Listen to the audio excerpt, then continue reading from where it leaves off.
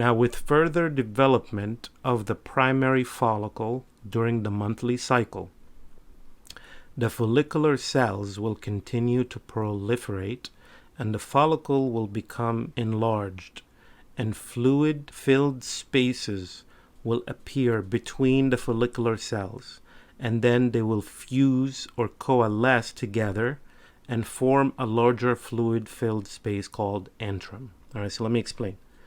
We have the primary oocyte here. We have the Zona Pellucida around it. And then we have all the follicular cells outside of that. And then we said there was going to be another connective tissue way outside of all of this. Okay, so the cells on the inside will continue to grow, but then there will be some spaces in between them. And then these spaces will come together and form like sort of a space. And that space is fluid filled. You see all this space is fluid filled. And it is called antrum. So remember how it looked before? It looked like a ball of cells. And it had the primary oocyte all the way in the middle with the Zona Pellucida around it. And now the cells have kind of enlarged and left this space inside between them, still encased inside, but it is growing in size, and now fluid is filling this area called antrum. Some follicular cells will remain around the ovum and the Zona Pellucida.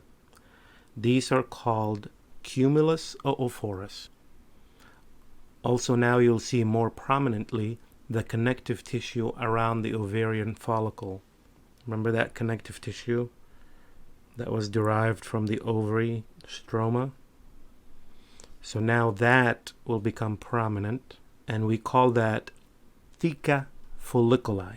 So we have cool names for these things. We have Theca Folliculi, and these follicular cells that stayed around the primary oocyte, those are called Cumulus Oophorous.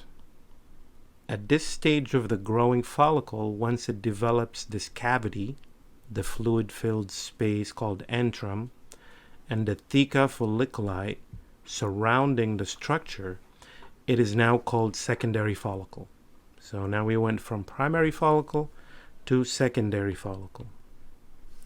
Remember, this secondary follicle still has the primary oocyte or ovum inside of it, which is still arrested in the diplotene stage of prophase 1 of the first meiotic division.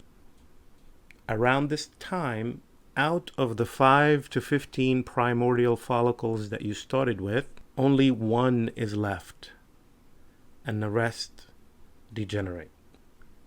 The Theca Folliculi layer has two sides.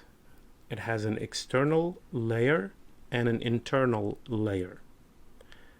The internal layer is called Theca interna, and the external layer is called Theca externa. Later on, we will learn that the Theca interna cells, along with the follicular cells that are close to it, produce estrogen.